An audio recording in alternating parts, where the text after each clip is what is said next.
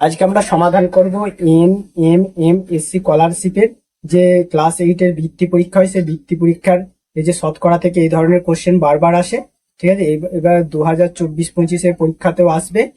তার আগে বলেনি, যারা যারা আমার ভিডিওটা দেখছো তাদের কাছে একটা ছোট্ট রিকোয়েস্ট, আমার চ্যানেলটাকে সাবস্ক্রাইব করো। আমার চ্যানেলের নাম study of science Bengali WB।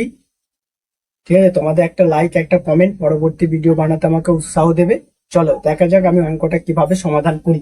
ঠিক আছে, অঙ্কটাকে আমি কিভাবে সমাধান করব দেখো। এই ধরনের অঙ্ক বারবার আসে, কিন্তু বেশি সময় লস না করে আমরা তো সবাই জানি পরীক্ষার হল সবসময় ব্যস্তই থাকে। ঠিক আছে, সেই ব্যস্ত সময়কে ধরার জন্য শর্টকাট মেথডে আমরা অঙ্কটাকে সমাধান করব। দেখো, বলছি কয়লার বাজার দাম 20% বৃদ্ধি পায়, একটি পরিবারে ওই দ্রব্যটির ব্যবহার 30% হ্রাস পায়, তবে নতুন খরচ ও পূর্ব খরচের অনুপাত। ঠিক আছে, একদম শর্টকাট। তাহলে অতএব অনুপাত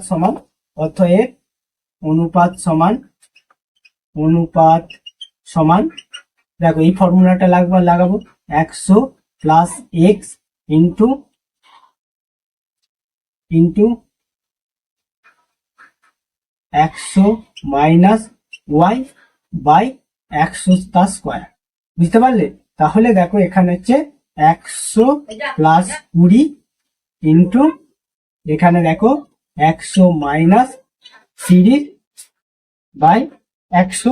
বুঝতে পারলে?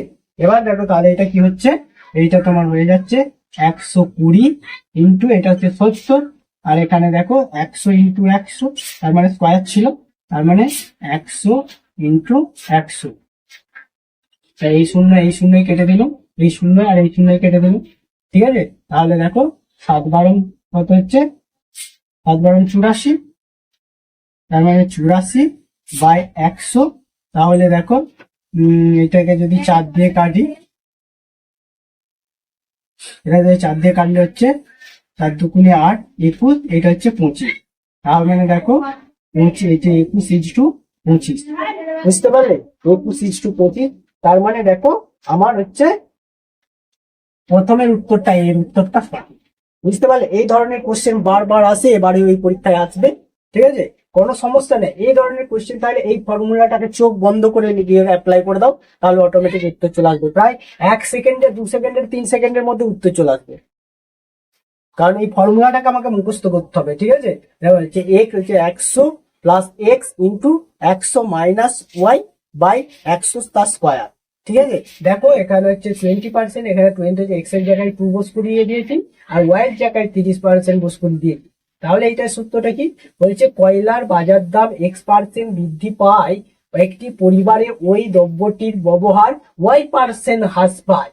ঠিক আছে, তাহলে তবে নতুন এবং পূর্ব খরচের অনুপাত হবে এই সূত্রটা 100 plus x into 100 minus y by 100 তার স্কোয়ার। বুঝতে পারলে? কারণ এইটা একটা ফর্মুলা, এই ফর্মুলাটাকে মুখস্থ রাখলেই আমার অঙ্কের সমাধানটা খুব সহজেই আমরা করতে পারবো। বুঝতে পারলে? চলো পরবর্তী কোশ্চেনটা।